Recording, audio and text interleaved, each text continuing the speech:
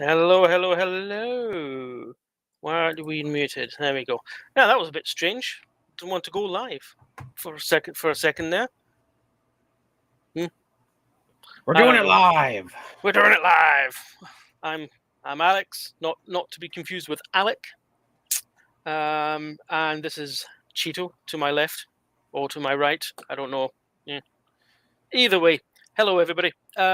Alec isn't here just yet. We don't know exactly where he is. He's gone AWOL. He's not answering messages. We don't know if he's coming or not. So if you were hoping to see Alec, sorry. It's just me and Cheeto right now. It's okay. We're enough. We're enough. I think we can carry this to our loyal fan base. Thank you, both of you. What do you want to talk about today?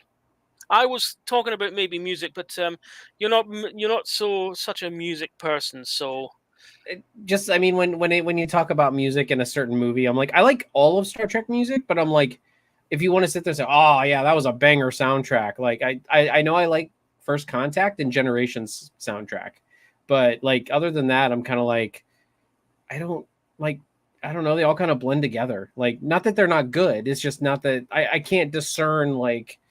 I mean, some of the classic like Star Trek 2 and 3 and 4 tracks, if you played any of them for me, it would be like, I'd be like, oh, that's Star Trek 2. You'd be like, no, that's Star Trek 6, actually. But I'm like, yeah, that one. Yeah, well, hey, music, soundtracks isn't for everyone. Wrath of Khan one. Obviously, everybody, most people in the comments are probably going to go, "Oh yeah, Wrath of Khan is the best of the best." But I'm going to go off track, and I'm going to say First Contact. I mean, that is one of the more memorable ones for me. First Contact had a great soundtrack. Yeah, and I was so enthralled when they used it as the intro and extra for Picard season 3. Obviously, now that we look back at it, it was also one of the biggest clues as to what was coming. Except for the subtitles, that was the biggest clue. Like, did you hear about? Yeah, I didn't have. Yeah, I did hear about it, but I didn't have subtitles turned on, so because I can understand English. So, and I'm not deaf, so yeah, I didn't see it, but I heard about it. Yeah. Yes. So yeah, that was kind of a spoiler. The kind of a whoops on Paramount's part. Yeah. Honestly, though, I'm glad we got closure on the Borg. I would take season 3 of Picard's Borg as long as we get the closure of Picard, like of the Borg. You know what I mean? Like it was final closure, and I think it's fitting that the D, which introduced us to the Borg, also finally wiped them out, as far as we're aware in it, at least. I still think in that final episode, I still think that each person, like not each individual person, but like a couple people should have taken a couple different ships. Worf should have taken the Defiant. Seven should have taken Voyager. Yeah, I've heard that, but Picard season 3 was the Next Generation story. It wasn't Star Trek in general. It was the Next Generation story, and it was a final, well-deserved send-off for the well-deserved send-off for the D. It wasn't the Defiant, the DS9 story. It wasn't the Voyager story. It was the Next Generation. Even though the founders were in there. Yes, indeed. But so they did get some mention in there. They did, but I don't know. It would have been cool to see a little fleet of geriatric ships going in. That would have been cool. But I think it was done well enough. Yeah.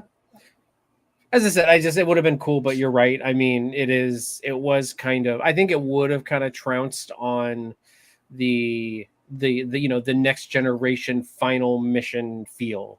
Like, if you had Worf flying the Defiant in there and Seven flying Voyager in there, and just other, like, it gave it that the Enterprise D versus the Borg one last time feel. You know, like yeah, I think that's what they were shooting for, and if it is, they succeeded. I'm happy that we only see the D. Finally, also, so many naysayers saying the Galaxy class was a failed design because we see so many of them destroyed. We only see 3 of them, and they all in exceptional circumstances. And finally, this one comes in and kicks Borg butt. I'm happy with that. Yeah, I'm actually not a huge fan. I wouldn't say that the Galaxy class was a failed ship design, but I wouldn't necessarily say I like it. Hey, you don't have to like it. Yeah, I mean, I already got crucified on here for saying that I don't like the Connie class. So, hey, I'm not the fondest fan, or especially of the original, because it looks so dated now. But she's a classic. She started the universe off, and she was the best of the best at the time. And you give it respect. I mean, you can always give it respect and it not be your favorite. You know what I mean? Yeah, indeed. Even the Klingons respected it. Well, apart from the one that was antagonizing Scotty and calling it a garbage scow. Well, we all know he was just jelly. Yes, absolutely. He was jealous of her ample nacelles. if you pardon in engineering parlance. I love that. I do love Peg's Scotty.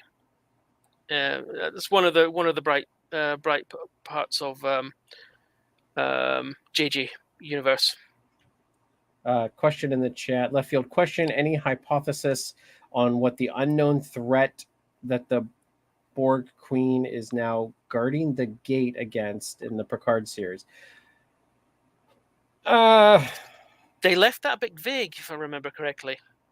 And obviously, it didn't destroy the entire galaxy or whatever, because no, we're in the 32nd century now, and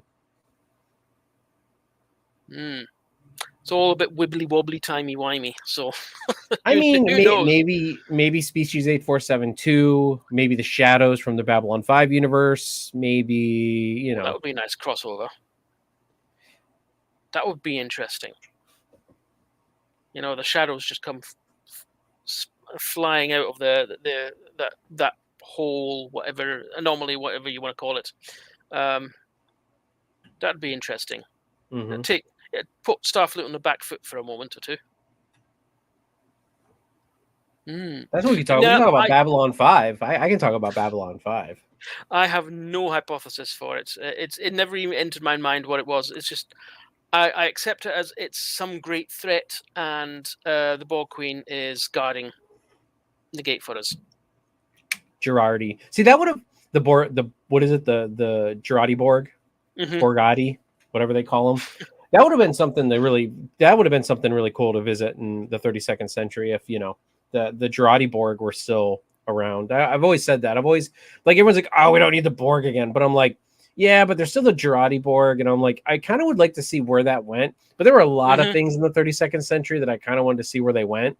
I want to see where the Klingons were at. I want to see where the Ferengi were at. Well, we saw what was supposedly a Ferengi. Well, no, in stuff. Yeah, I mean, we saw I'm talking about Ferenginar, like the right, yeah. That would have been cool, but when you've only got 10 episodes, yeah, I know. There's not much you can do.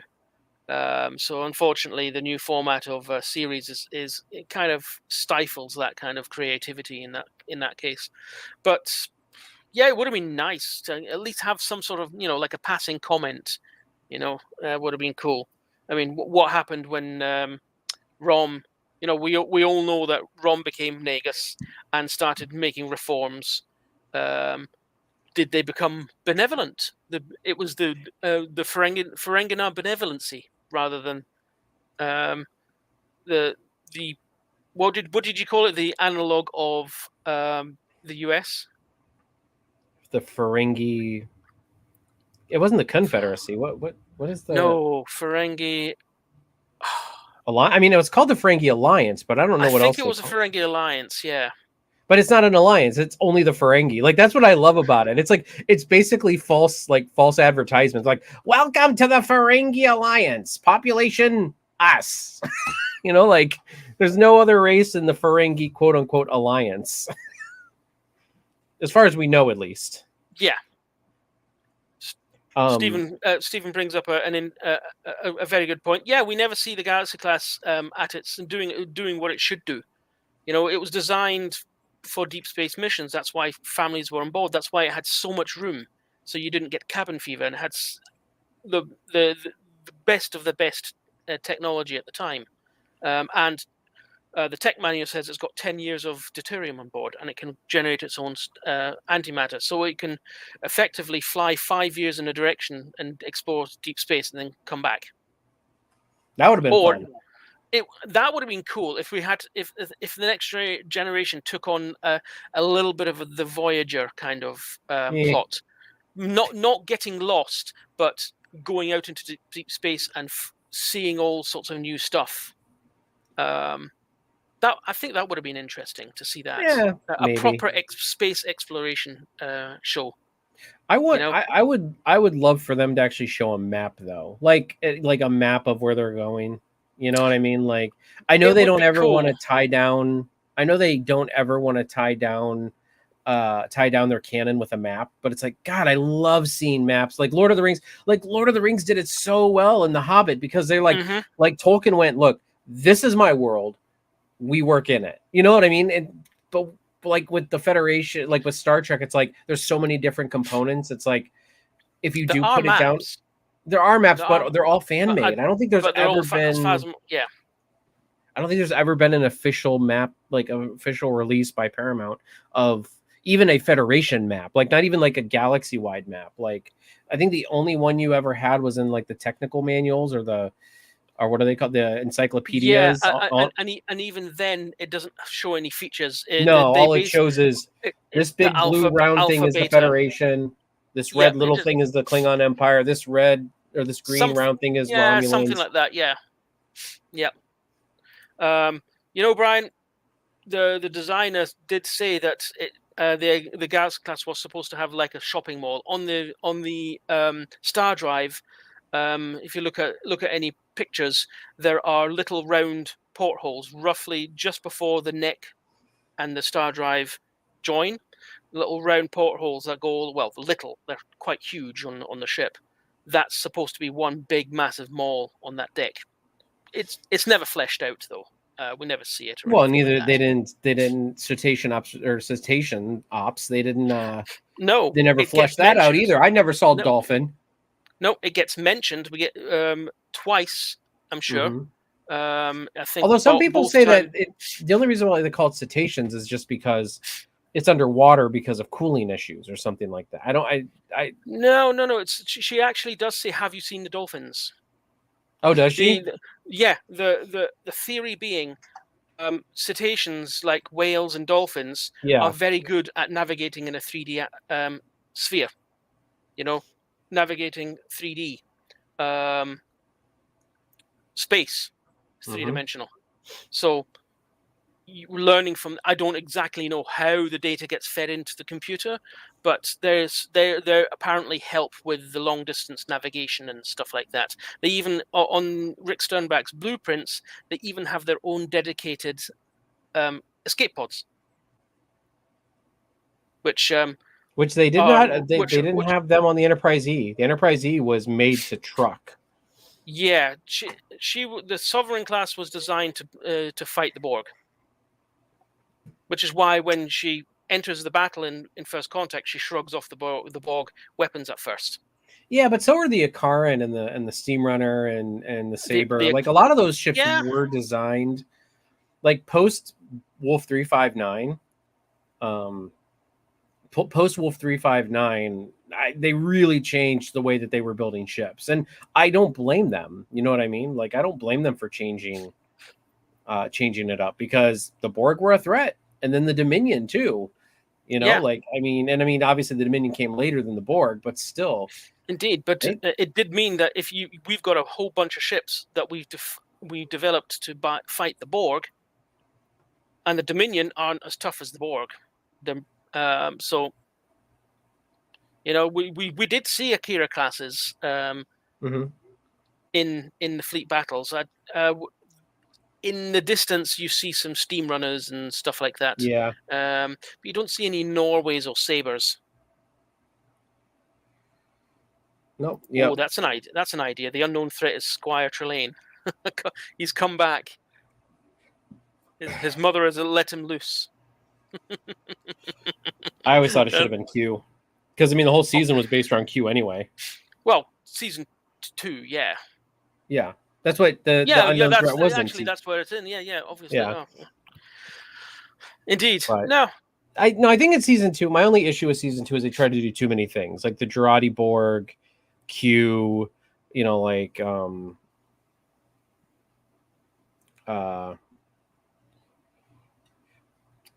I lost my train of thought, but I think they were just trying to do too much. I think if they would have taken, I really feel like they screwed. I think Q, I almost wanted them to do like a Q, like where he gets turned mortal again, and he has to kind of go along for the adventure rather than him just, because he's quote unquote dying. His powers were kind of glitching out and stuff like that. So I don't know.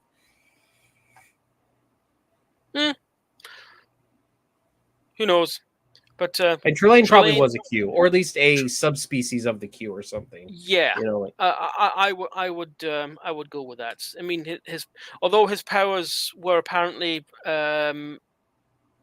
afforded by technology, and once that technology was damaged, he had no powers and he was recalled.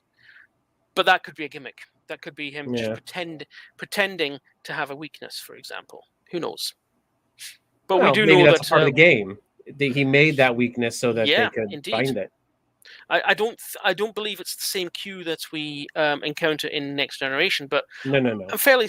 I would be comfortable in saying that Trelane was a Q. Yes, I agree with that. Nope, I agree. I don't know. I think I've only seen that episode with Trelane once, so.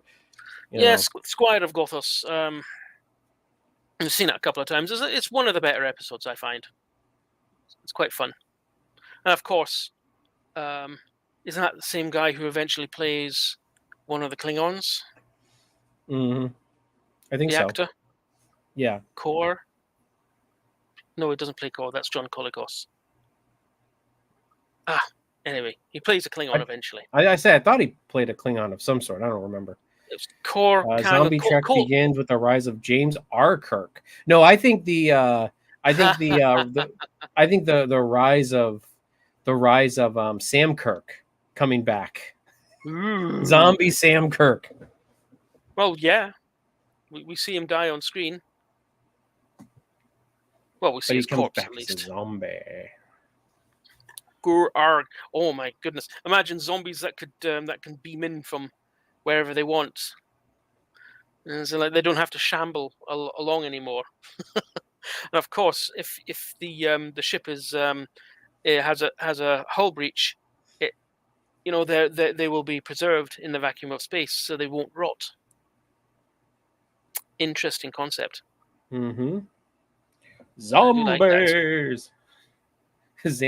Sam Kirk's mustache keeps growing even after death. So Sam Kirk's come back. He's got like this big, long, like bushy, like Sam Elliott mustache. From Family Guy. Have you seen him in Family Guy?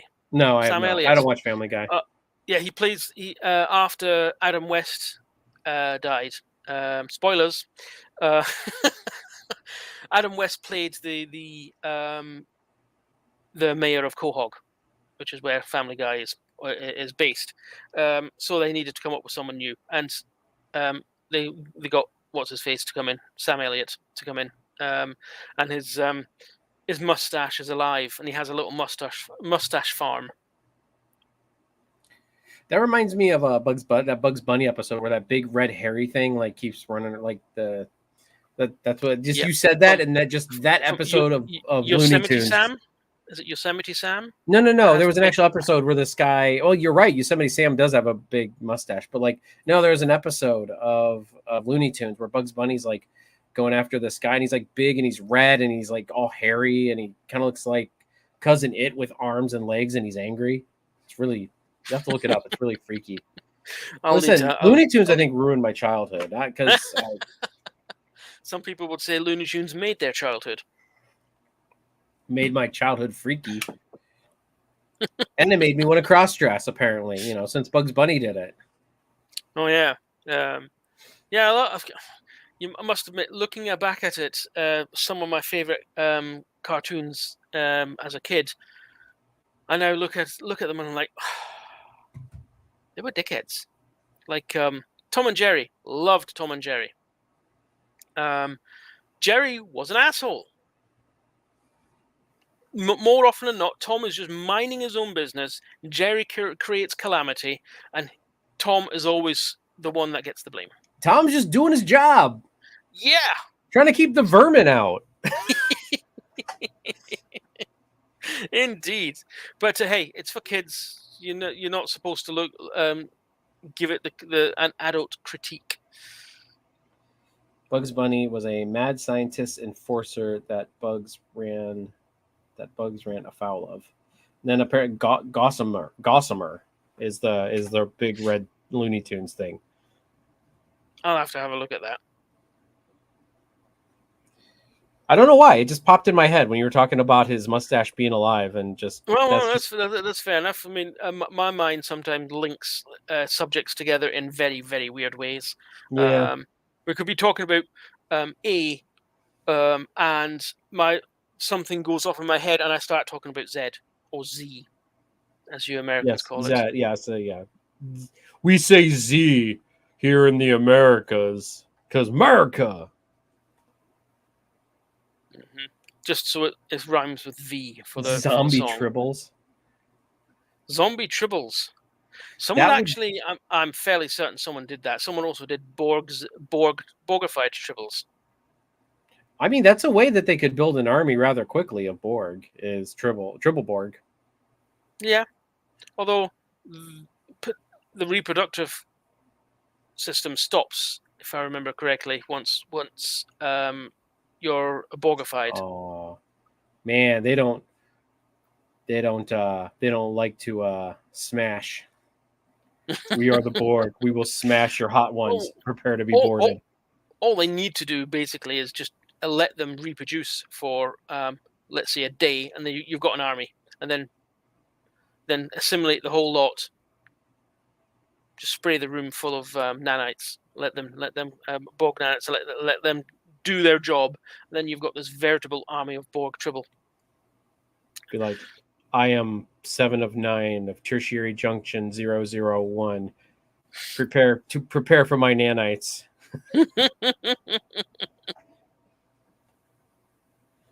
Susan Oliver from TOS. I do not. Is that the character's name or the actress's name? Yeah, who's that? This is a test. There's actually not a Susan Oliver. They're trying to see if we're paying attention or not. Yeah. But hey, that's an interesting thought. I mean, there's a lot of classical music in Looney Tunes. Oh, she was the Orion slave girl. Ah. As well as From the Cage. Gotcha. Oh yeah, Daniel Vance just said the Cage. I was say I'm looking at it, I'm like, what's that scene from? Oh, that's from the Cage. Duh. All right. So we now that we've been reminded of her, why do you bring her up, Brian?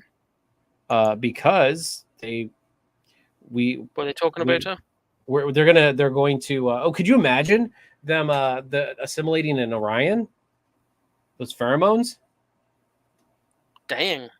I mean, that's probably why Data wanted to smash the Queen. Like he was like, they gave him a biological olfactory system, and then the Borg Queen was she was originally an Orion, maybe. Ooh. That would be interesting. Now we're getting into fanfic here. I mean, this can go south very quick. I mean, hey, the reason why we're here is because of fan fiction. This is true. Ultimately. So, hey, fan fiction is not off the table here. I don't have a problem talking fan fiction. You know what? Okay, let's talk about fan fiction really quick. What is your favorite ship couple that you wish they would have done? Ship couple. Like, sorry, American term. Like, putting. Ship Okay, I didn't know. I didn't know if you didn't know what it was. You say that here. I don't know really. I think I would have liked to see more between Crusher and Picard. I'd like to have seen that go a bit better, but instead she went for a ghost. After 7 seasons, no less. She got sick of waiting for good old Jean-Luc. I mean, we do know that they hooked up eventually. Mm-hmm. Spoilers. But I would have liked to have seen that. That might have been interesting. So like a family ties, but the Picards. Yeah. Yours? Bashir and Garrick all the way. I mean, they should have just gone in on it. I mean, that's exactly how they were playing it. Well, yeah, but he went. Yeah, I think that definitely was a bit of a bromance going on there. But ultimately, I don't think they swung that way. But they did with Dax, at least in one episode. Well, yeah. Fair enough. I mean, at the end, he gets together with Ezri. That's true. Yeah. Poor Garrick. What? He goes home. Yeah. What are you saying, poor Garrick? He gets what he wants. He goes home. Yeah. I don't think Garrick ever really wanted. I don't know. I mean, I guess he always wanted to go home. I guess, but he really hit it well. I don't know. You know what I think was the worst couple? Kira and Odo. I don't know why that couple just did not work for me. Although it did offer some really nice friction. That's only just because they're like two really alpha personality types. Yeah, I'm talking more about once the female changeling comes on board and starts pulling Odo away, and he just doesn't care for solids because he's in the link all the time, and it obviously severely strains their relationship. Yeah. But yeah, it always felt a bit strange to me. But I'm not one to judge who likes whom, Ezri was a little hottie with a naughty body. Oh, okay. I didn't mind Ezri. I think Ezri was cute. I think Ezri got a lot of flack that she didn't deserve. I'm glad that people didn't hate on her just because of she wasn't, Terry Farrell, right? Am I saying that right? This isn't the Star Wars fandom, so. Yeah, this isn't the Star Wars fandom. So, but yeah, I'm glad that, but I know that her character was not super well received, but we know years later that, it was behind the scenes things that it's not like they got rid of her because they wanted to pull a 7 of 9 in Cass. They just contract negotiations broke down and. Yeah. Apparently Rick Berman was a bit of a chauvinistic dog. Who would have thought the guy who put everybody in, all the women, like all the attractive women in cat suits, is a chauvinistic. Apparently she didn't get on with him very well and made outrageous demands to make sure that her contract wasn't renewed, essentially. Yeah, well. So they needed the Dax character for one more season. So yeah. But I did see a little bit of the hate for Ezri at the time, saying, "Oh, that's not Jadzia Dax. It's not the real Dax." Blah blah blah. I always just told him, "Chill. She's super cute." I just didn't like the fact that she was a counselor. It's like, what? Like, oh, we need a counselor on the station. It's like, I liked the idea though that she was super out of her depth. Yeah, this is true. I did, She was. and she was learning as she went. I did like this, and she wasn't a flawless character. She had problems, and we get to see her home and stuff like that. I thought it was quite a good character.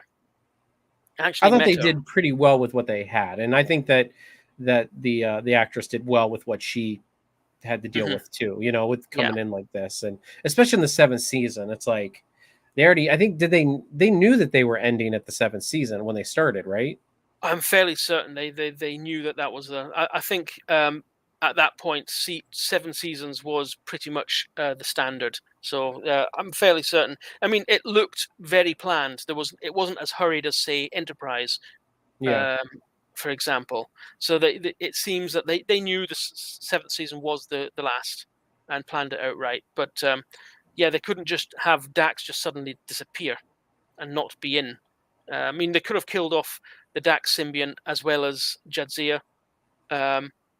But with that, I like Terry Farrell's idea. Like she said, basically, give me a command of a ship, and because they're losing so many people, like they give her a command of a ship, and she goes off and is fighting in the war, and comes back. She said she would do like every, like she would do a part-time schedule, so she would come back every now and then. But I didn't know that. Yeah. No, she said she wanted to come back part-time, cool. But when they would, that's why Berman said absolutely not. And so Berman's the he kept Trek going for a while, but he's also the reason why it stagnated. Because he stifled creativity so much. I've seen the designs of ships and aliens and stuff like that, and he just and every week he'd say, "No, just take last week's ship of the week, turn it upside down, paint it green, presto, you've got another alien race." Instead of, and at this point it's all CGI as well. In Voyager, so that they could have built a new asset fairly quickly. So with according to the designs that John Eves was pumping out, but not he wasn't for that. He just didn't like the creativity, apparently. Yeah. Rick B says Terry Farrell is so hot, and I'm going to take that point and flip it on its head, though. See, here's the thing: is that, and that actually is proof in the pudding that a character is hot because of the way she is, not because of the way she looks. Because Terry Farrell always had a uniform on, and granted, those uniforms were fine, but they weren't exactly like the cat suits. So it's like you could have put 7 of 9 in a uniform. You could have put you could have put Kira in a uniform. You could have put T'Pol in a uniform, and they still would have rocked it, because Terry Farrell proved that it doesn't matter how tight the clothes are. If you have a good character who's got just that insinuating, what's the word I'm looking, like that exuding confidence like Dax had, people are going to love them. Yeah. It's just, I mean, I like to look at a good-looking woman just like any hot-blooded heterosexual male, but I wouldn't base my like or dislike of a character just on whether they looked hot or not. Yeah, I'm not that superficial, and I agree with you. Jerry Ryan bringing her in for a 7 of 9, that was purely to make the male audience go ooh. But I do agree that Kessa's character kind of stagnated. You know what I mean? Like I was kind of, I watched Voyager again this past year, and I was like, I kind of agree with the decision to write Kess off, or at least making her part-time, like just because at that point, because really she was stagnant. I mean, after the whole, like, what was it? The whole where she like traveled through time backwards thing. Oh yeah, but like after that, it's like I don't think they could have done anything else with her. You know what I mean? Like I just felt like they did. I mean, they could have maybe if they wrote her right, but like between her and Neelix, they really didn't put much writing potential behind Cass. Did I read somewhere also that Jennifer Lien, who played Cass, was getting a little bit more difficult to deal with on sets? It might be, yeah. I don't know. I don't know. I haven't heard that, but that doesn't mean I. you know. But Rick B, so Rick B says nothing wrong with sexy women. You are correct, but when they're just being exploited for their sexiness, that's where I have the problem. Is Correct. You know, when you just think that 7 of 9 is just a pair of boobs in a tight outfit, where you know she proved throughout that entire show. Look, Voyager is not my favorite Star Trek. It's nowhere near my favorite Star Trek. But I have to say, Jerry Ryan rocked her character, not her outfit, her character. Between her, you know, like they gave her the screen time and she ran with it. Yeah, fair enough. Oh yes, Brian's right. Oh, go ahead. That one. Drugs. Yeah, drugs. Just a question now. Another left field question: has anyone ever explained why Starfleet vessels seem to be aerodynamic when they operate in a vacuum? It's just a design aesthetic. And I don't think I'd ever say that the Constitution class is aerodynamic. No, like, exactly. I mean, why do Starfleet vessels always, more invariably anyway, have a star drive, a saucer section, and nacelles on pylons? It's just a design aesthetic, you know. That's so you can tell, oh, that's Starfleet. You know, you can tell a Klingon ship from afar. If it's in the far distance on screen, because it has a distinctive shape. Same with the Cardassians. It's a very genius thing that they did. They designed all these aliens to have their own distinct design aesthetic. If you saw a big bird-looking thing with a big beak, you knew it was a Romulan ship, for example. You know, and Starfleet ships leaned towards the more aerodynamic, sleek look. I mean, they probably were just like the designers were just like, let's make stuff that looks cool, and they just absolutely, and that was cool at the time. And also, the Enterprise E was designed for the 16:9 format, so it had to be long and sleek. Just Enterprise D ladies like it. Yep, Enterprise D was designed for the 4:3 format. Practical reasons. They made ships much slimmer after they discovered that frequent warp travels harm subspace.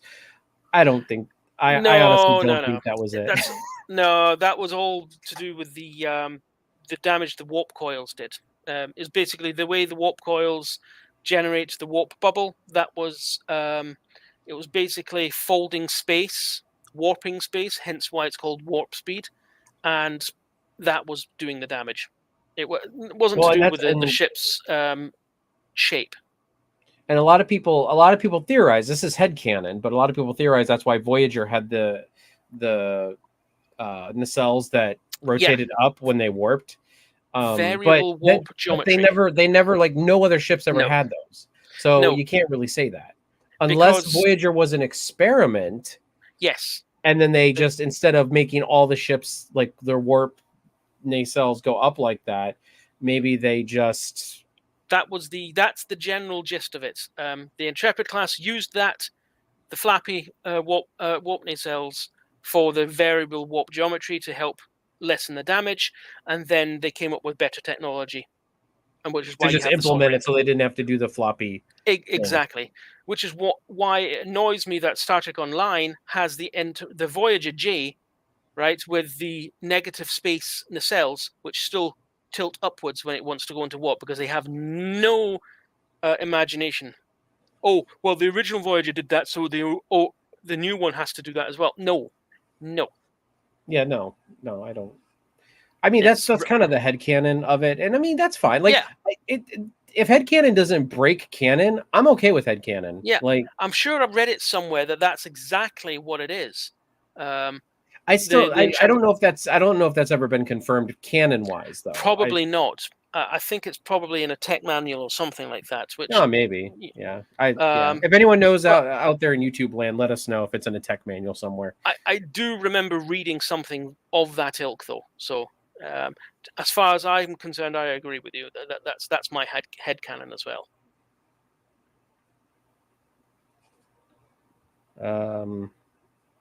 Dana theorizing is indeed fun. Yeah.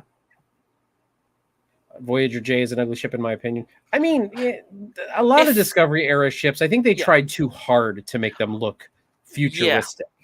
I would like the Voyager J, although I don't agree with it having negative space. I do like the overall design.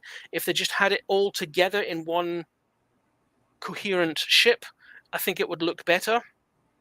I certainly don't like the Eisenberg class. It's just a lump with some nacelles thrown on it. And then there's another one which basically looks like a giant U, letter U, no nacelles whatsoever. And you see that in the spoilers in the fleet scene of the last episode of Discovery. You see several of them. It's like they took some molten plastic and threw it into a bucket of water, and whatever shape was created, okay, that's our new design. I just don't like it. But the Voyager J is the least objectionable design for me. Yeah, I'm trying to remember what the USS Nog looked like. Was that one of the ones that had like a big iceberg, or is that? Yeah, basically, it's a big iceberg with two tiny nacelles negatively attached to it, roughly midway down. It doesn't look anything Starfleet. I'm guessing it's possibly maybe a bought-in ship design, maybe, because Starfleet at that point, their resources are slim. They probably don't have their own shipyards, so that's why they've got alien designs. Maybe, who knows? Maybe the Voyager J was the last true Starfleet design before the burned everything. The burn. The burns of where? Well, I don't know, but yeah. All right, all the people over on NerdTube, you guys got to settle down. Zam is not going to do a live stream from his shower. Y'all need to settle down. Settle down, Rick B. Daniel. I need some mind bleach. That is an image I do not need in my head. No offense to Zam, but that's just no. Well, what? Yes. Oh, let's talk about Battlestar for a minute. I think the Battlestar were a nice blend of aesthetics, somewhat laminar look, yet clunky looking as well. Yeah. The original one and the newer one, the Ronald D. Moore Galactica, both look pretty good. What do you think? I haven't seen very much of Battlestar Galactica. I know of it. My dad used to watch you've seen tons of the original. Huh? I'm sure you've seen pictures. Oh yeah. No. That's what I'm trying to think. I'm like, Battlestar Galactica always gave me more of like a Wing Commander vibe, where it's like, everything's just kind of like functional. Well, it's not sleek. Yeah. Like, and that I can appreciate your Battlestar vibe. Huh? Wing Commander came after Battlestar, so. Yeah, no, I know it did, but I'm just saying, like, that's what it reminds me of. I get you. Everything's functional. It's like Space Above and Beyond as well. It's all functional. Nothing's out there for beautification. Yeah, you basically don't have a mall on the ships, like some fat starships out there. Yeah, indeed. I mean, Star Trek has the luxury, has the space cruisers. The cruise ships in space. Yeah, Battlestar, Wing Commander, Space Above and Beyond, and such. They're more functional. Like everything has a purpose, like a functional purpose, not just a convenience purpose. Indeed. I mean, look, when you're Starfleet and you can make ships like that where there is no needs or wants, and you're in the Federation, like, fine, go for it. But like, obviously, in the universes of Battlestar and Wing Commander and all of the other franchises and universes, like, they don't have all those niceties. Like, they don't. The world, the galaxy is in turmoil during those. So they don't have time for niceties. They have function. And I guarantee you, if the Klingon Federation War did not go as well, in the 2200, in the 22s, I guarantee you that the Federation would have been on the back foot, and they would have not had you know, in the 23rd century, they would have not had, what am I thinking? Or the 24th century, they would have not had, like, for niceties, like yesterday's Enterprise, like, you know, the war between the Klingons and the Federation. And honest and truly, I really feel like the Enterprise should have changed a lot. Like, the Enterprise looked the same. I really feel like the Enterprise should have been more of a sleek design, more like the Ambassador class, something smaller, a little bit more sleek. Because of the Federation Klingon War, you know, something more functional rather than, you know, trying to play off this space cruise liner as a battleship. Yeah. It didn't make sense to me at the end of the day, when we see yesterday's Enterprise, they have to reuse the sets that they've got. They can't come up with a completely new filming model and everything like that. But yeah, it would make more sense that it would be more compact. It would be it would have more of a functional look to it, because you're just trying to churn out ships that can hold their own and just go for it. Although it is kind of explained it's big because it has so many troops on board. It's designed to go to a star system, apparently, and just throw troops onto a planet, and orbital barrage and stuff like that. That's apparently why it's still a space liner. It's still the fat one. It's still the fat one, yes. But yeah, I get your meaning. It would have been nice to have if they had the budget to come up with a slightly different design, like you say, sleeker. Yeah, a little bit more functional, a little bit more, you know, give it the big Enterprise X, the Enterprise X class, or the Galaxy X class, the big phaser on the bottom. Give it the MFR phaser. Absolutely. It's got like, nothing on Spaceball 1. That's correct. It does have nothing on Spaceball 1. It's just like the Ares class that Alec came up with. It's a battleship, you know. Rack 'em, stack 'em, pack 'em. It's not got many luxuries, and that's what he told me. He says this is a battleship. It's got a lot of crew to keep all the systems running, and you have shifts, so you have to have double or triple the amount of people on board that the systems actually need, also to account for battle losses. So when I did the deck plans for it, that's what it is. There's very little luxury on there, you know. Well, that's what I loved about the Defiant and the Enterprise, like NX-01. Very practical, very practical. Absolutely. Yep, I loved how Archer had to duck in his ready room. You know, he's got his own little room, because even in World War II, captains and admirals had their own day cabins very close to the bridge, usually right behind the bridge. So why wouldn't why wouldn't they have that on a spaceship? You know, we never see it in Kirk's time or on the original Enterprise, but possibly because they just didn't think about it at the time, you know, when they developed the show. I think that's more of a product of the time, because I mean, Picard had his. Yeah, you know. I think because Picard had his, because I'm guessing the idea was how do we make sure that everybody knows that this Enterprise is bigger and more luxurious than before? Picard has his own office right off the side of the bridge. Fair enough. Apparently that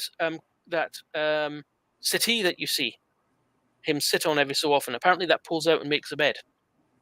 There's a picture somewhere where it's half pulled out, it actually disappears into the wall. They never. Well, you know, long nights at the office.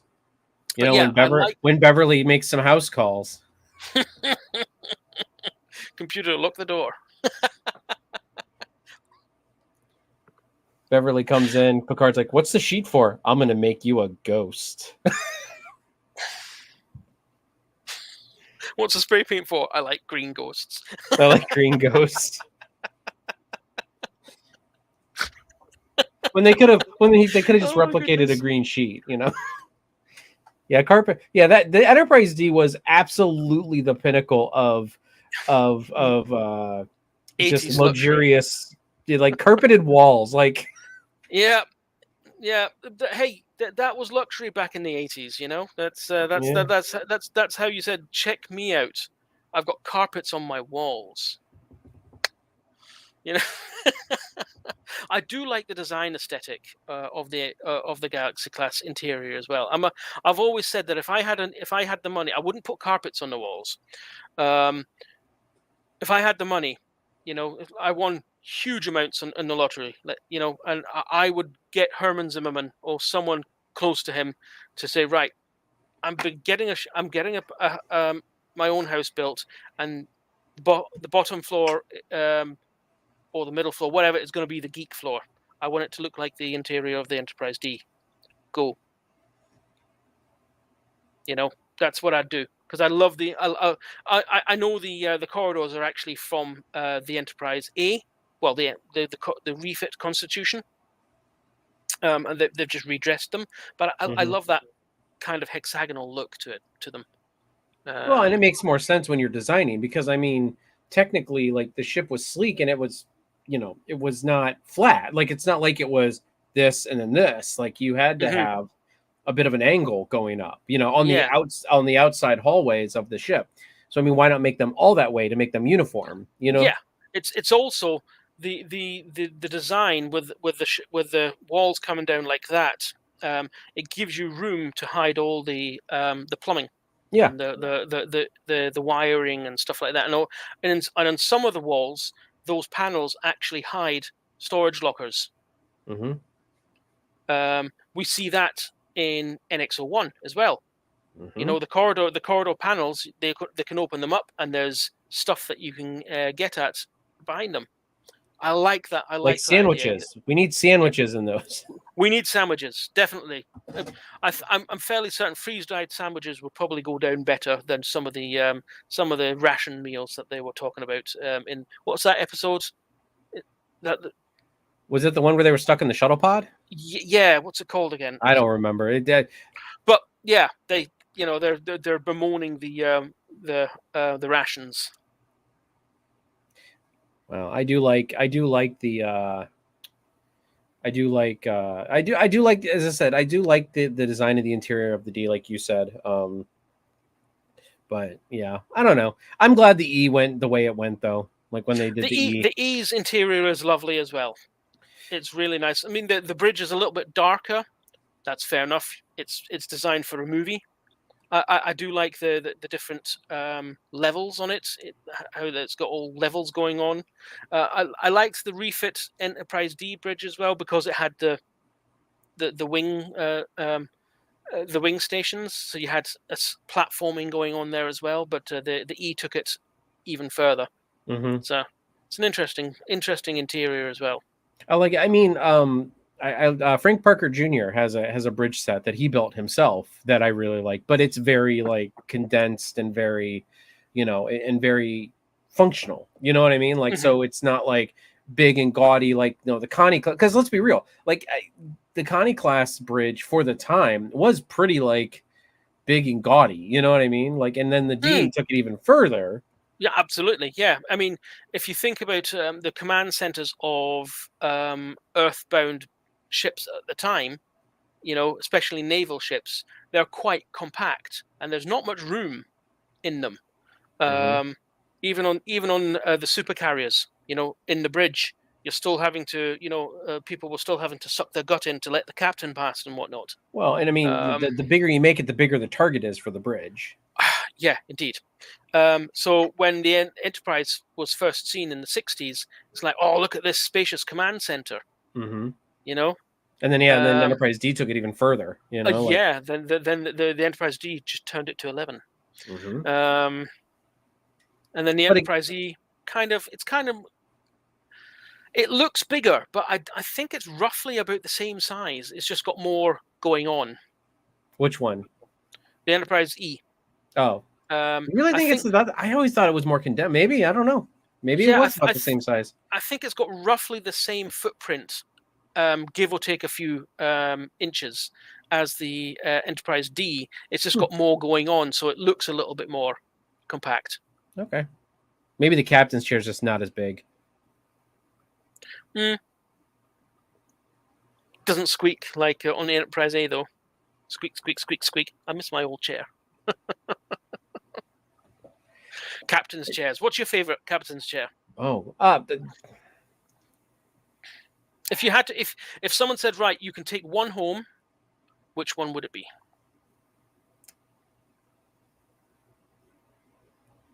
Oh, decisions. Probably would have to be. I don't know. It might be the E. I don't know. Maybe Enterprise NX-01.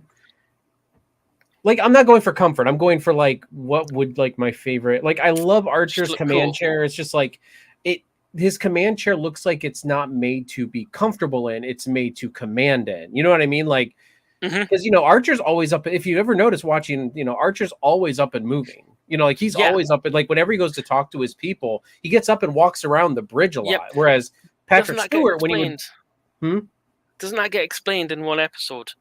It's always not quite fit him.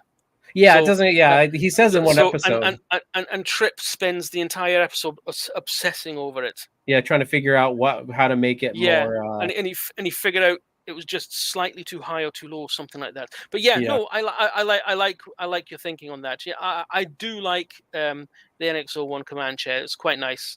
But mine is a toss up between the Enterprise E, the red leather. It's quite nice. Ooh, yeah, it is quite nice. My car's got red leather, so maybe I'm a little bit biased on that. But I do like the Enterprise D's central command chair. It just reminds me of a 80s Chevrolet or something like that. I don't know. It has unfortunately not aged too well. So I would think that the Enterprise E's just clinches it for me. Yeah. It's also the pedestal that it's on is also you can't really see it, but it's also lit. It's got louvers and there's a light behind them. Nice. Gotta light up the captain. And he presses a button in one of the deleted scenes of Nemesis. He presses a button and this. Oh yeah, the seatbelt. The 4-point harness comes out and he says it's about time. Michael Sean Carter. Oh, go ahead. Yeah, go on. Go. Michael Sean Carter says NCC 1701. No bloody A or B or C or D. Or you can probably say it better than I can in the Scottish accent. No bloody A, B, C or D. Or D. Or you got to trill that R. Yeah. Hey, it's a classic. My friend's actually making one. It's taken him forever to make it, but he's making one because he's always wanted one. So he's making it. He has nowhere to store it, so that's probably. So one day we're gonna come back here and you're gonna be sitting in a captain's chair while on stream. Yep. He's also got a soundboard and everything, so the buttons and everything will do things. Nice. We've already made the jokes. Well, will the same button do 12 different functions? He's like, yeah. Let's see. Look at the comments. What have we got here?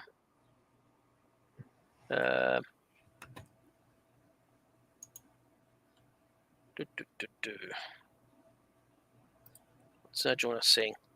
Galaxy class has a different command style where you compare the command chair layouts to the Constitution class.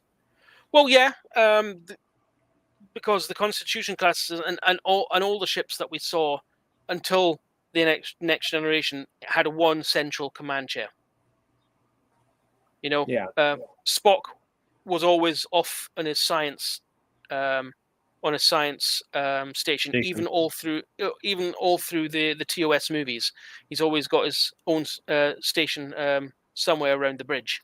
There's on Next Generation they decide the XO and someone else, usually the counselor, gets their own seat as well. Okay, it's a bit of a different style. I never got the counselor being on the bridge. I know it's because they wanted to have Maria Sirtis on the bridge. Since Crusher wasn't going to be on the bridge and Deanna was supposed to be kind of the eye candy, they wanted her up there on the bridge. That's one thing I can say about Voyager. At least they didn't try to shove 7 of 9 down your throat by putting her on the bridge all the time.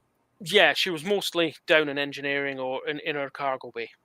Or in astrometrics once they built that, or in astrometrics once that came online. Yeah, and I like how Voyager only had the two seats. A lot of people hate that the captain's chair isn't central.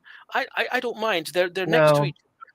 I mean, It's if there's fine. 3 seats, yes, and the captain should be central. But like, if there's 2 Yeah. seats, then putting it, It you would have know. looked odd having the captain's chair central and then Chakotay's off to the side. Yeah, It would have looked odd. Starfleet ships are generally symmetrical. yeah, Almost No, I always agree with symmetrical. So and that goes down to the bridge as well. It's almost always symmetrical. So that's why having the 2 chairs off center is fine for me. I mean, they should have just added another chair for Neelix so he could be on the bridge all the time. And annoy more people. Yeah. Yeah.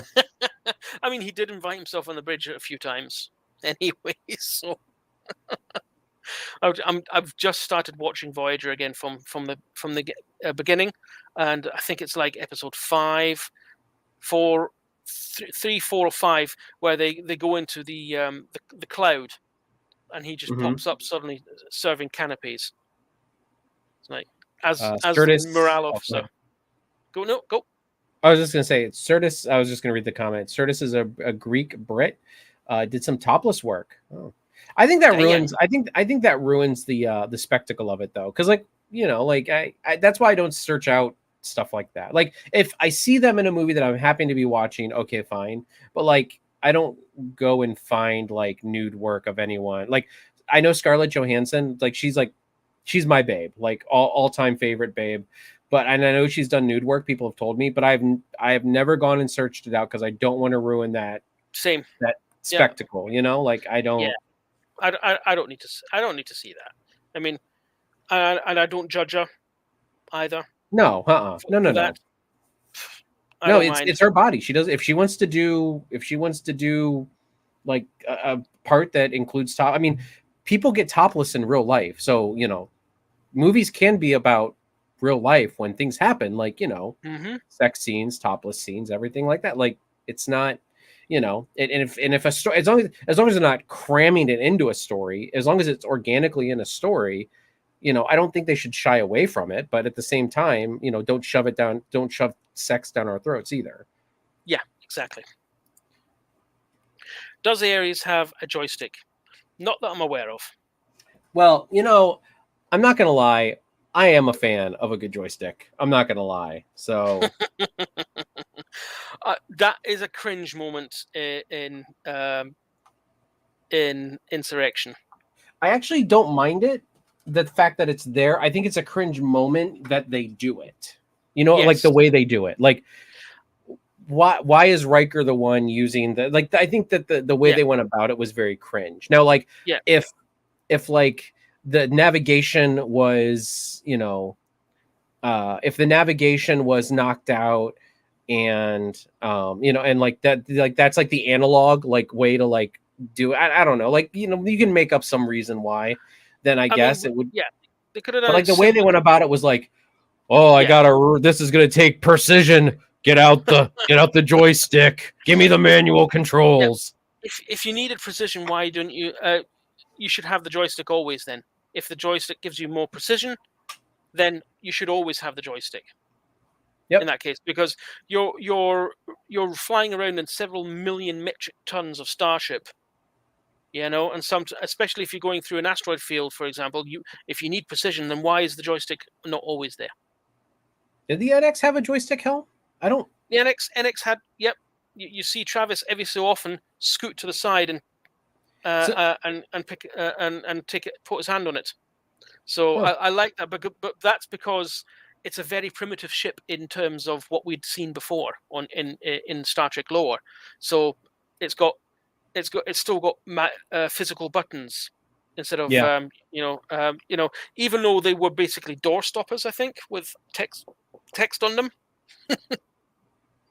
Actually, they were kitchen cabinet rubber stoppers. The things that the self-adhesive squares that you stick onto your kitchen cabinets to stop them banging. Mm-hmm. That's what they were. They just bought a metric shitload of them.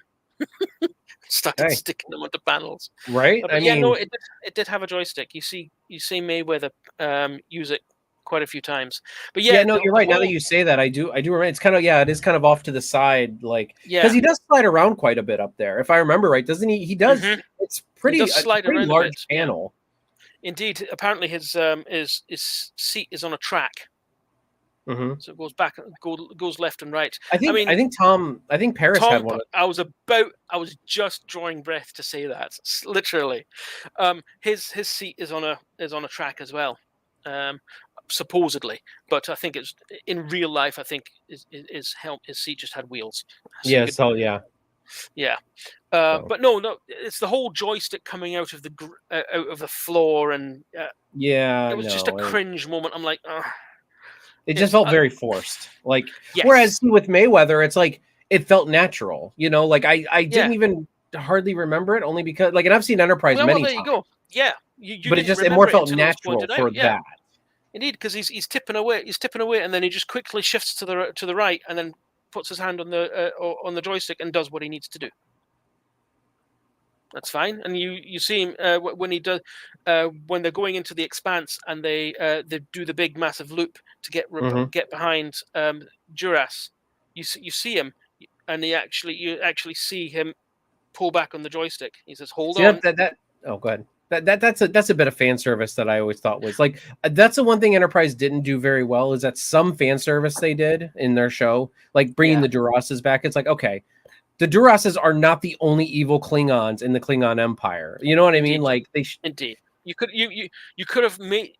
I think it would have been better if it was Kang, Koloth, or Kor, or the father thereof, one of them. Yeah, it would have been more of a deep cut. Would have been, and it would have made more sense timeline wise as well. Yeah. The only way to steer starships is from a Marmantime wheel appropriately placed on the bridge lounge. Yes, that is how you steer the ship. Yeah, that's what I want. All I want is that an insurrection. All of a sudden, like this big Marmantime wheel, like just comes out of the floor, and then here goes Jonathan Frakes steering on a thing. Hardest port. And he's ding, he's wheeling it like that guy from in Star Trek 4. Ding, ling, ling, ling. He's like, ooh. Yeah, right. that wheel had so much travel. I mean, no way would a ship's wheel take that long to turn. But hey, I'm pretty sure it didn't have. It wasn't attached to anything. That's why he kept on spinning it. Exactly. Yeah, indeed. I think that the bridge on top of that on top of that deck house was fake for the film. Go full Captain Harlock.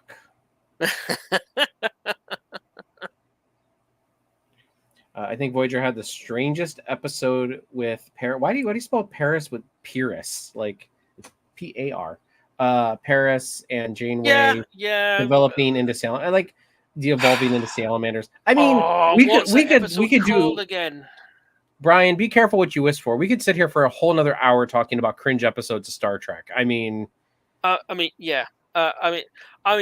cringiest episode for me is the singing episode. Really? I look. I don't think it was fantastic. But I don't think it was terrible. The most egregious part of it for me was the Klingons. If this thing is making you sing, the Klingons would be guttural and operatic. Because that's what the Klingon music is. They wouldn't jump into K-pop high-pitched voices. So that took me completely out of the universe for me. I'm like off. Yeah, and I agree. Like there were some things in that episode that didn't make any sense. Like even if you were forced, let's say you were forced to sing, why are you dancing? You know what I mean? Yeah, like indeed, it makes no sense. Absolutely no sense whatsoever. Like you can sit there and they can sing and talking, but like the whole dancing and choreograph and like that makes no sense. Like the only way I could see that is if Q was making them do it or some other alien entity was making them doing it. But I don't think they would do all that on their own accord if they're being just forced to sing. No, they would just talk to each other by singing. Yes. Because it wasn't a singing and dancing bug. Yeah, it was everything just, and I mean, even that was pretty weak. It was a fun episode in that aspect for me, but I see people's issues with it, where it was like, you're really stretching on this one. I have never come so close to actually switching off an episode. I mean, Now that I've seen some episodes from Next Generation and everything, there's some episodes that I'll skip because I don't really anything with Luxana Troy in it. Generally, I find insufferable, so I just skip them. Really, I love Luxana. Yeah. I think. I mean, there are some cringe moments. I agree with you, but I still love Luxana. I think. But yeah, I think her best stuff was with Odo, though. Yes, but never seeing an episode for the first time ever have I become so close to actually turning it off as I had with Subspace Rhapsody. It just didn't. It wasn't required for me. Wasn't required. But that's some people love it. That's fine. Cool. Yeah, I wouldn't say I loved it. But yeah, no, I'm not saying you like them, but I've seen so many people saying, "Oh, I love that episode one." That's fine. You can have your own opinion. You can be wrong, but you can have your own opinion. Singing, dancing, telepathic choreography episode. I mean, yes. Listen, that would have been more believable if an alien entity that was feeding telepathic choreography to them. That would have been more, that would like a Oh, what was the kid's name in TOS that kind of made people do things? What was his name? Oh, not Charlie X. What? What's Charlie? Was it Charlie? Yeah, was it Charlie X? Yeah, I think so. Okay, but I mean that's more believable. As I said, just some subspace thing that's just making people sing and all of a sudden choreograph dance. It's like, yeah, no, it just did. There were too many holes there for me to suspend my belief. A Q can make you do it as well, because look at what happened when what's her face learns she's a Q, and she has the hots for Riker. She just snaps her finger, and he goes into this whole rigmarole of how he loves her and blah blah blah. Yeah. So if a Q can make you do that, a Q can make you dance. And if they had some sort of Squire of Gothos like character, step in and actually make them dance and everything, I would probably find that episode a little bit more acceptable. But otherwise, it was fan service because these other shows have had a musical episode. We need to have one. Oh, hey, all of these people on this show can sing, so let's make a singing episode. It's like, that's one episode I'm never going to watch ever again. Ever. I have not. I have not gone back and rewatched any like straight through any seasons of Star Trek yet. I started on Discovery because I'm like, okay, now that Discovery's ending, I'm gonna go back and I'm gonna watch, from season, like right before season 5 was going to begin. I was gonna go back and watch season 1 to season 4 and then watch season 5, when it ended. And I just never got through season 1. Like I tried to, and I just couldn't do it. I turned on Enterprise. Not gonna lie, that's what I did.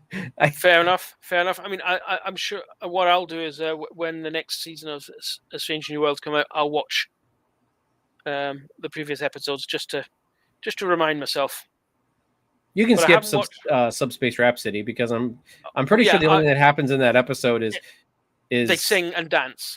Well, there's and I think it has just to do with really the only like overarching thing is really Spock and Chapel in that episode. Like that's the only overarching thing I think that really happens. And honestly, that whole fiasco was just terrible with Chapel and Spock. That's what tells me that it is a mirror universe. It is an alternate universe because you had a little hint that maybe Chapel liked Spock in the original series. You had that. She always had that little smile for him, But there's no inkling of there's any kind of even quick relationship. Yeah, indeed. So the fact that they're having that it's happening. Spoilers. That it's happening with Strange New World tells me this is an alternate universe. It's skewed off. Well, and that's what I've always said is that technically, what I've always said is that there's a First Contact timeline. When the Enterprise E went back in First Contact and then it split, I actually consider like from First Contact then to Enterprise that we see, and then Disco, and then and then from not Disco, the Kelvin timeline then splits off from the First Contact timeline, and then but the First Contact timeline continues to Enterprise and then Disco seasons 1 and 2 and then Strange New Worlds. Like that's my headcanon. As I said, because it's so different, and that's okay. Like, I mean, Yeah, it for me, doesn't. for me, Go the ahead. Kelvinverse splits off the second the Narada attacks the Kelvin. But that was Because technically before, wasn't that? That's before First Contact and everything. No. That was before Disco, right? So that's why I Yes. say Enterprise happened, and then because the Enterprise was before, so that's why I technically say that Disco or that Kelvin splits off from. No, I mean it could still split off from the Prime timeline, but it doesn't matter. We could get into timey wimey stuff. It's in between Enterprise and TOS when it happens, because Kirk is just being born, and as we know, spoilers, his dad dies, so he hasn't got that person to look up to and inspire him to join Starfleet. So I guess his dad is still alive in Strange New World, isn't he? Oh, I don't know. Is it mentioned? Yeah, I think it is. I think him and Sam are talking about his dad, who is in one of the episodes. So technically, yeah, it would be. Strange New Worlds is. I think it's his own timeline. Well, I know that Kelvin's its own timeline. I'm just trying to figure out if Kelvin splits from Prime timeline or if Kelvin splits from First Contact timeline. You know what I mean? So that's what I'm trying to figure out. But I think it would have to split from the Prime timeline, because in Strange New Worlds, Kirk's dad is alive. Yes. So. And I'm fine with Disco and Strange New Worlds being visual reboots. Here's my thing about it also is that I don't mind like the changed aesthetics. I mean, we're not going to make a bridge. We're not going to make a ship bridge from the 1960s just to would look ridiculous. Yeah, in Strange New Worlds. Like, I get it for fan films. We're on a limited budget.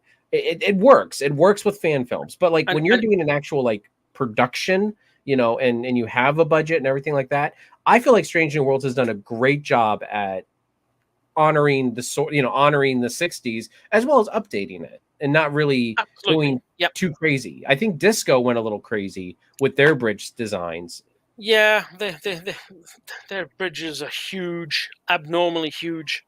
I liked the idea of the Shenzhou, I think. Shenzhou. The bridges on the bottom of the saucer. That was a nice idea. No, that hadn't been done before. I'm like, kudos to that. But again, it's enormous, and they're having to shout orders and stuff like that. It's just impractically large. But yeah, I don't have a problem with the new aesthetics either, because fan films are designed for a niche of fans who really like that, who really dig it.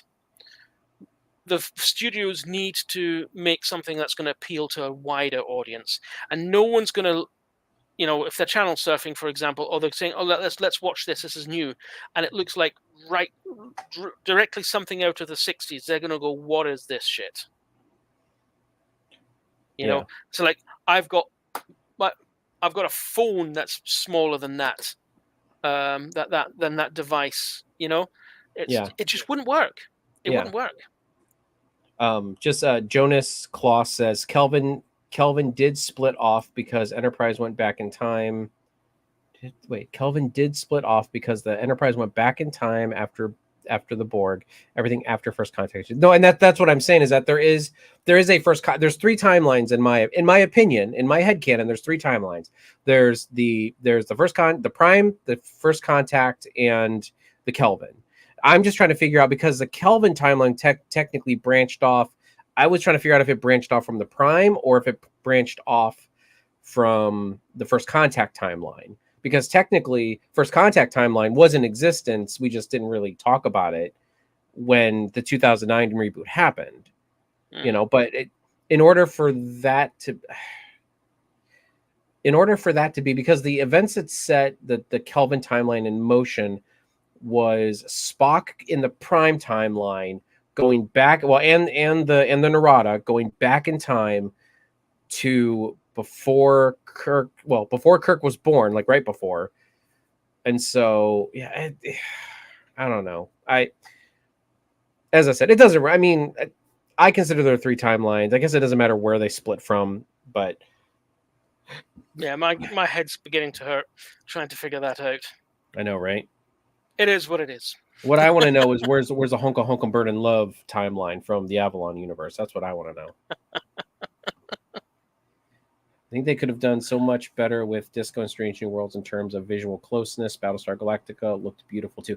And nobody denies that, the fact that Disco could, I think they did. I think they swang for the fences too much with Disco originally.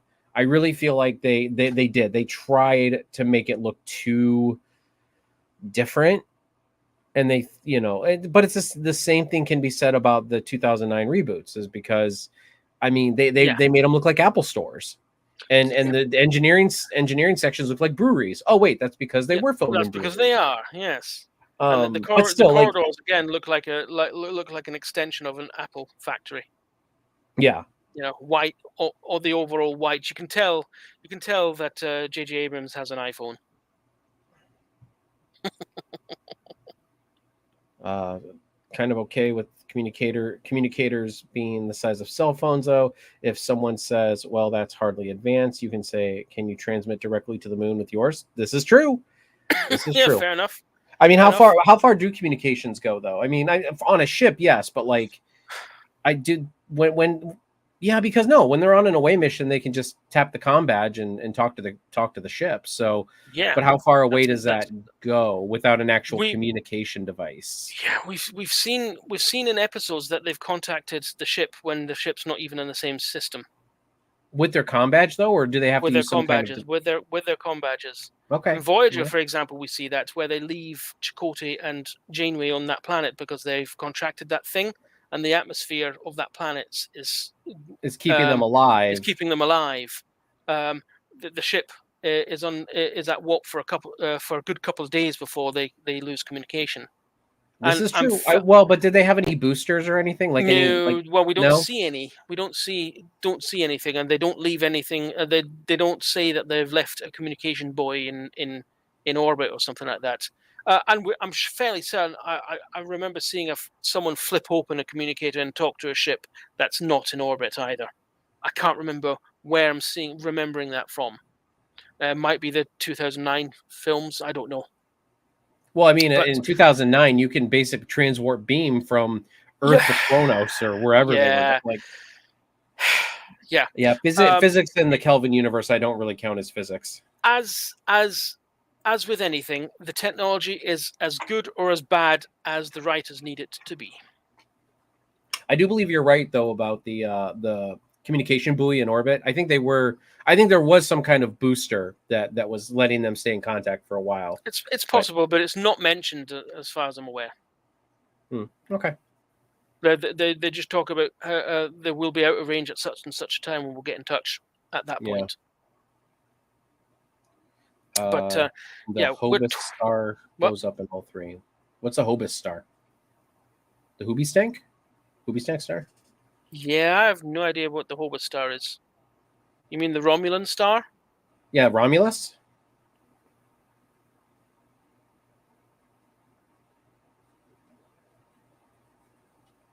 I think Brian left us. He gave us a time check 20 minutes ago. Yeah, he did. So, I think we should wrap it up at this point. I mean, the conversation's been electric, and it's been fantastic, and I love the audience tonight and all their getting involved. But I think at this point, it's 25 past 1 in the morning for me, so I think it's time for me to hit it on the head. But hey, any last words? No, just great conversation tonight, everybody. Thank you very much for joining us. I mean, I love chat-driven conversations. I mean, those are always my favorite. Because everybody, there's just such a community about good Trekkies, and there's always such good discussion when people can have respectful discussions and disagreements, but you can discuss it. You don't have to go all crazy about it. Brian Simpson's here, or Simpson's here. He's sitting there looking at his watch going, yeah, I'm still here. I'm watching you. I'm billing you for this time. We will make next time 25 minutes shorter. There you go. Well, if Jefferson's here, we will definitely be 25 Oh yeah, minutes. see, that's the reason why we've ran over. Jefferson's not here to crack the whip.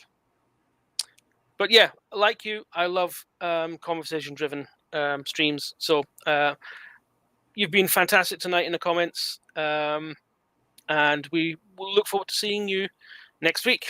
Hopefully, maybe we're more than just the two of us. I don't know. I think we're doing just fine with just the two of us. We'll just change the name and just usurp command. Alex and Cheeto After Dark. Oh yeah, let's do that. I'll get on. Hey, I do the card graphics, so I can do that. In fact, I might do that for next week and see if anybody notices. Just change it every couple episodes. We'll just keep changing the name of the stream, just until someone notices and goes, "Hey." Yeah, Brian has a 2-hour minimum charge. Okay, billers. Send your... Wait, so 2-hour minimum. So that means we have another 35 minutes to go. But because yeah, no matter what, he charges us for 2 hours. Yep, we'll give you Alex's address so you can bill him. PO box. I don't give a damn. 1701 is the zip code. 1701. Give Alec half a chance, and if he could choose his own zip code, he would go for 1701. Right. Thank you very much, everybody. Have a good evening, or if you're further afield like myself, have a good night. And we will see you again soon. Now let's see if I can get this going this time. Live long and prosper.